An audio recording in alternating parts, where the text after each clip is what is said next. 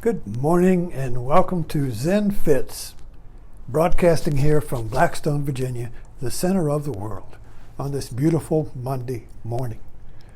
The title of this talk is, Are we in sync with the world or not? There's a music group called In Sync, and we're always, it's like George Costanza in Seinfeld. He always wanted to be in sync. And when he got the right parking place, or the light turned green, or a door opened, it was, thank you, Jesus, I'm in sync. But it always turned out badly. I remember the time he got the parking spot right in front of the hospital, and he was so excited, and somebody committed suicide and fell in his car. So this idea of being in sync is created because we feel we're not in sync.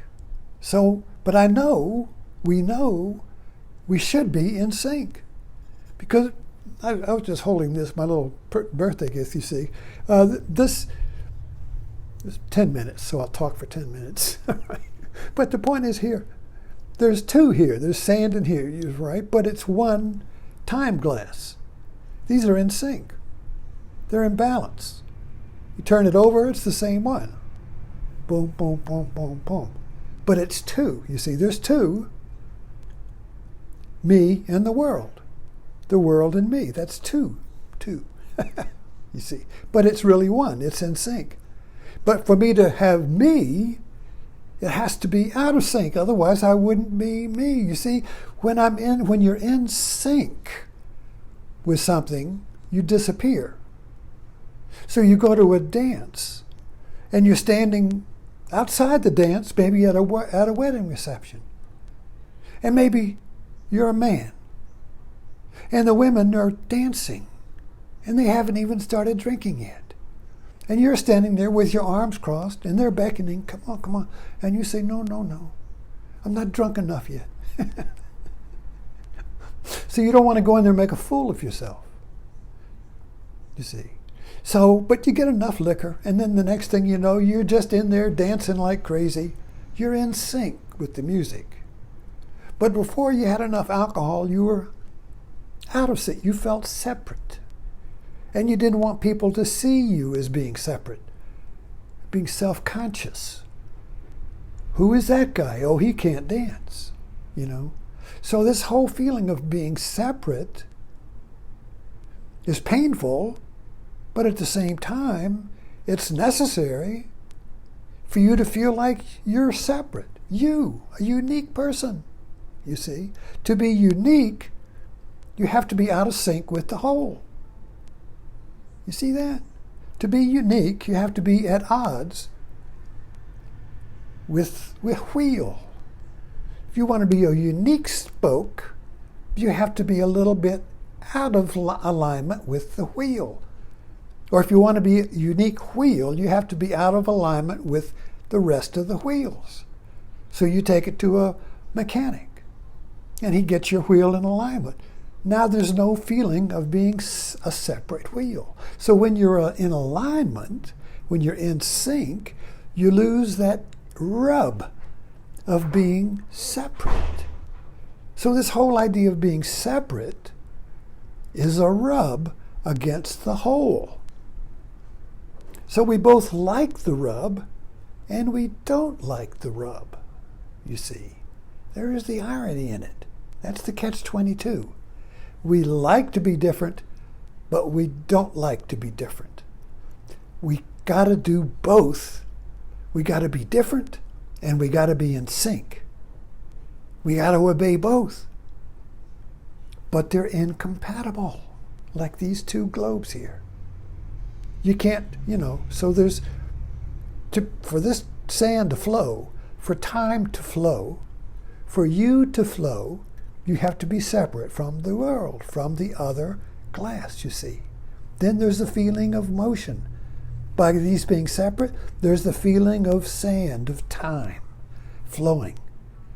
And now, what does time flowing mean? Well, it means I'm out of sync now, but I can get in sync in the future. I'm out of sync here, but I can get in sync here, you see. So even this whole idea of being out of sync creates time.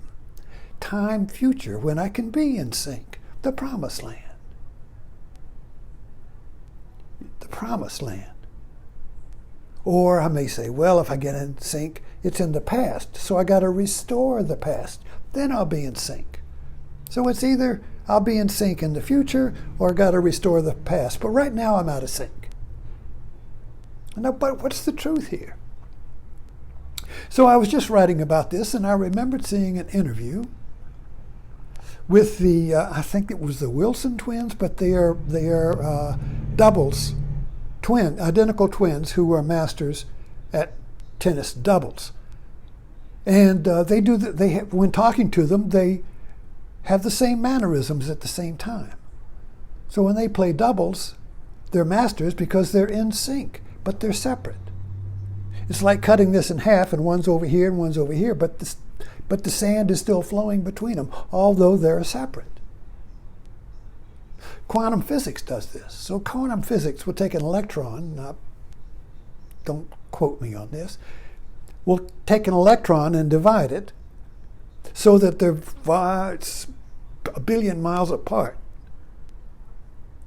And you turn one and the other turns. You turn that one and this one turns. They're still in sync, although there is no way there can be any communication. There's no little signal or hand signal. There's no cause and effect here. There's no means. So if these two are separate, and you turn one and the other one turns, there is no way. It's like the magician. There's no strings here. How do you move the woman? You see, you go, see it, there's no connection. Yet if I do this, that turns. Turn that, this turns. Yet there's no way they can communicate. A miracle. Or is it, you see? These are metaphors, of course, to point to the truth that we are always in sync, but in order to be unique, we have to be out of sync. And yet we are in sync. So the whole point of Zen is the realization or the awakening that you are always already in sync. So my working metaphor for this is the GPS navigator versus a flat map. So on the flat map, the world is stable, and you have to move on it in order to get from here to there. The map doesn't move. So it's kind of like the hologram we live in. I'm a unique little ant, and I have to move on this world, and the world doesn't change. The world, I look outside, the world has got its own thing going, traffic going, buildings, people walking around, Maybe the mail will be delivered, and I'm in here, a thing in this world, and maybe where is that Christmas gift? It's not here yet. Oh, damn, you see, I'm out of sync. And then suddenly it arrives just before Christmas. Thank you, Jesus, I'm in sync. But up to that point, I was not in sync. I was rubbing again. Where is that present? Damn that Amazon. You see, I'm out of sync. I'm rubbing. I got an irritant. I'm unhappy. I'm anxious. And then suddenly, thank you, Jesus, I'm in sync. And then, of course, there's another rub. Now the present is defective, and now I got to send it back. Damn it, Amazon. And then they refunded it. Oh, thank you, Jesus, I'm in sync. And then they didn't refund the right amount. Oh, damn it, I'm out of sync. And then they correct that. Oh, thank you, Jesus, I'm in sync. And so it goes. In sync, out of sync, in sync, out of sync. That's the world we created, you see. But it's an illusion. It's not the whole picture, you see. Because when you move, the world is really in sync with you, but it appears to be and feels out of sync because I must feel separate from the world. So I really can't surrender to the world. I really can't do all these spiritual practices as you surrender, allow, get in sync, be one with atonement, all this stuff. You say, I can't really do it. I want to do it. I want to do it in the future. How do I get there? How long do I have to practice? What do I have to do to get to be in sync? Oh, you got to do this or that. Oh, thank you. Thank you. You know, I'm your disciple now. You're telling me how to get to be in sync. How long will it take? 10 minutes, 5 minutes, 5 years, 50 years? I don't care. As long as I know it's coming, you see. But you see, this is just a way of having my cake and eating it too. I get to be separate.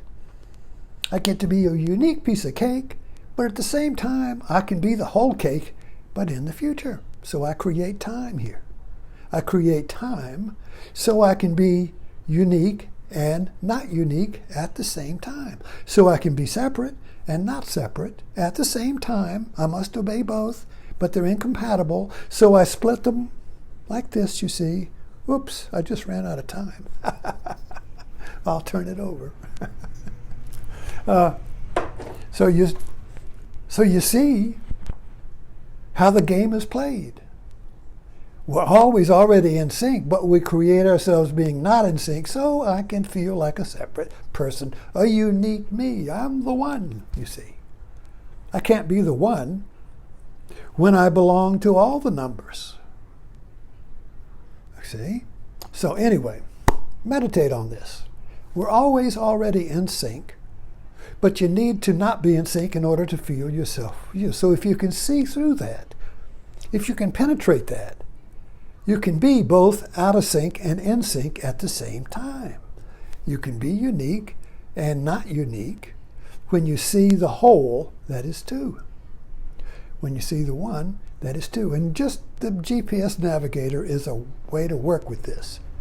When you're on the GPS navigator, if you take one step, if your car goes one block, the whole map shifts around you. The map is in sync with you.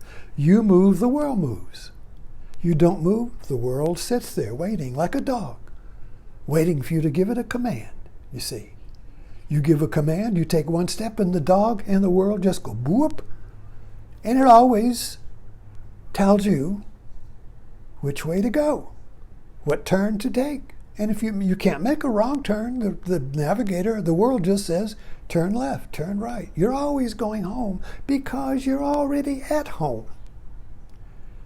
So you see, when we feel we're already at home, then we can go home.